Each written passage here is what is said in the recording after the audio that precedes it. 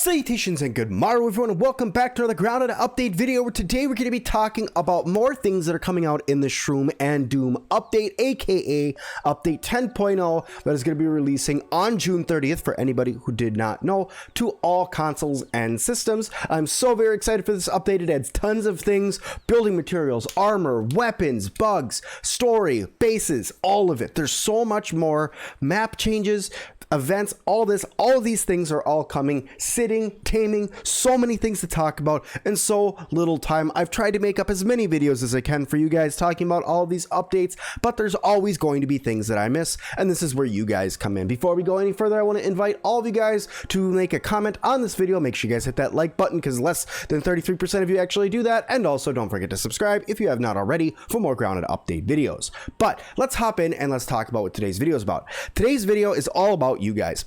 It's all about all of you wonderful people that come through and put down hundreds of comments on my videos. I mean, the love for this game, the comments I get, some of them are all about Sim, thank you so much, you're awesome. You know, some of them are, Sim, you've messed up on this, and I appreciate every single comment that you guys put on here. I try to respond back to as many as I can, but let's talk about just a couple of them that I have grabbed today that have talked about the update for 10.0 and different things that they have noticed and what they're saying. So the first one we're going to go to is we're going to go to Svengar. Svengar says, nice tips on prepping for the update. This is on the tips video that I put out the other day. And they said that the mushroom door looks cool, definitely gives off a Hobbit vibe. And Svengar, you are correct. It definitely does give off a Hobbit vibe. So I'm going to show you guys it right here. I have it opened up. The mushroom door, this is one of the very few assets for the building with the mushrooms that I'm able to actually look at right now, other than what's in the teaser video. But this mushroom door does look really cool, and it definitely does give off a Hobbit vibe. I'm very excited about it. I will say that it really gives me that feeling that it's bigger than the other doors. So I'm thinking maybe that this is going to be either a 1.5 or 2 wide door. And if it is something like that, that's going to be really cool, because that could make it so we could have larger insects come into your base, whether it be to attack or tamed, because we know we're getting taming, so we're going to have aphid friends. But it could make it so we could have something even maybe like a garage or a storage or a shed or a stable maybe for all of our tame bugs. So that's really cool, and I'm very excited about that. Thank you, Svengar, for your comment. I really do appreciate it. The next one that we're going to talk about today, the next comment that I have selected, is from Kenny Epleon. I believe is how you pronounce your name. By the way, if I'm pronouncing these wrong, I apologize. I'm really bad with name pronunciation, but let's hop in. He said that I built the coolest bridge and base across the pond in the same place. I wish you could see it. The base in the middle of the bridge goes all the way to the top of the concrete structure in the pond. Now, where Kenny is talking about is right over here. I built this bridge the other day in my stream just so I had a place that goes all the way across, so that way I could start building a way up there, because as we know, there's going to be a lot of stuff that's getting added in this area in the backyard. A new hedge, lawnmower, concrete blocks, tires, all sorts of cool things. Cannot wait to see your guys' bases. But the point of this is to tell you guys that right down in the description of this video, there is a link to my Discord. And on there, we have a Grounded community chat where I love it when you guys post pictures of your bases so I can see them. I love to see your guys' creations. You guys are so creative, and I really do appreciate everybody who joins the Discord and goes in there. And that's also a great place to go to find other people who are going to be playing the update as well.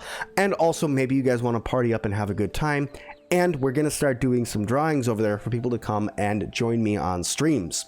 So thank you, Kenny, for your comment. I really do appreciate it. The next one I want to talk about is Alex Cope. It says, only question, how do we know that that is where the spider will be?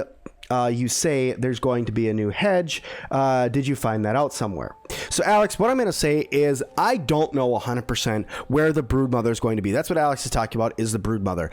That I pointed out in a previous video that in the second hedge that's going to be in this corner of the yard. Let's go over to the map. In this corner of the yard, I'm pretty sure that's where the broodmother is going to be. Now, as we know, there are some other places in the map that have a hedge, aka all the way over here, and there is technically a large section inside of that hedge that is undeveloped where the broodmother could be. You are correct, and that could be where the broodmother is, but I'm guessing just because it's undeveloped and they're adding that hedge in, that is why I'm assuming that that is where the broodmother is going to be. I may be incorrect with that, but I'm assuming because that's just kind of what they do when they do a large update somewhere. They like to add stuff, and why would they build a whole new hedge and then not put anything in it? They already have a whole base in the one hedge, so why not put a boss in the other hedge? Also, if they're going to build that boss into a place in the map, it would make sense to have something that big and that difficult not right by where you would go in the beginning of the game before you start grinding everything out.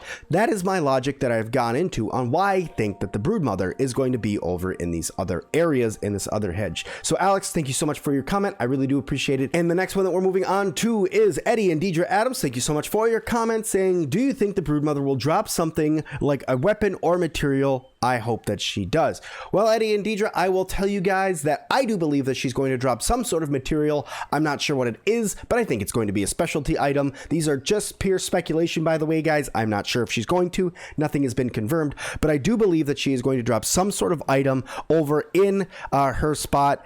And I think that there's going to be like a burgle chip back there, maybe some blueprints to something, maybe a body, maybe some story elements. Something is going to be over there where the broodmother is going to be. And I think the reason why we haven't heard anything is because they like to keep things as a surprise for everybody in this update. You can't tell everybody everything that's going to be in the update. You got to give it people time to look around and find things. So I do believe she's going to drop something. Is it going to be a weapon or armor? I don't know. I think it's going to be a material, and I think it's going to look really cool and be really powerful. So thank you, Eddie and Deidre Adams, for your comment. I really do appreciate it. The next one we're going on to is Ladiesman804 saying, do you think we will unlock all of the achievements right away if we earn them already? And my question to that, or my answer to that is no.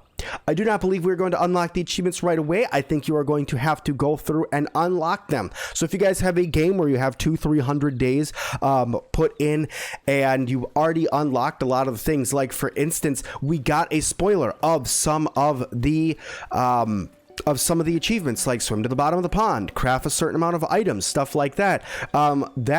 Those achievements have already been implemented or are going to be implemented, and if you have already done those things, you're most likely going to need to do them again. So start a new game, run through them to get your achievements. If you're an achievement hunter like myself, especially when it comes to this game, then you're gonna go there and you're gonna have yourself an awesome time, but you're gonna have to go through and do them all over. So thank you, ladies man, so much for your comment. Okay, so the next person we're jumping into is James Pickles. Thank you so much for your comment. It says the hot coals in the barbecue in the next update will be for the furnace. Now, I do not know if this has been confirmed, but it does make the most sense that you're going to need something hot in order to bake the mushroom bricks into into a brick, I guess, from mushroom goo that you're able to make, which is most likely going to come from the new grinder.